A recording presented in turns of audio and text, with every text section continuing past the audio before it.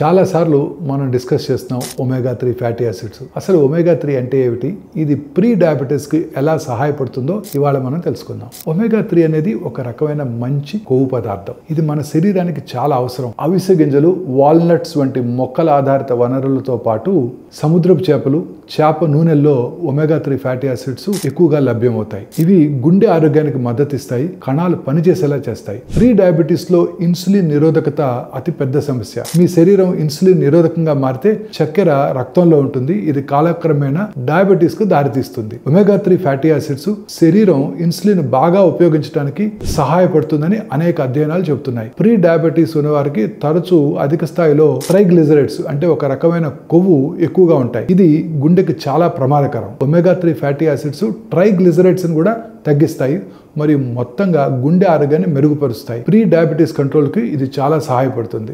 చేపలు లేదా తగినంత plant based omega 3 fatty acids తినకపోయినట్టయితే సప్లిమెంట్స్ తీసుకోవడం గురించి మీ పర్సనల్ ఫిజిషియన్ ని సంప్రదించండి. మీ రొటీన్ లో ఒమేగా 3 ఆహారం లేదా సప్లిమెంట్స్ ద్వారా రక్తంలో గ్లూకోజ్ ని నియంత్రించవచ్చు మరియు ఆరోగ్యాన్ని కాపాడుకోవచ్చు.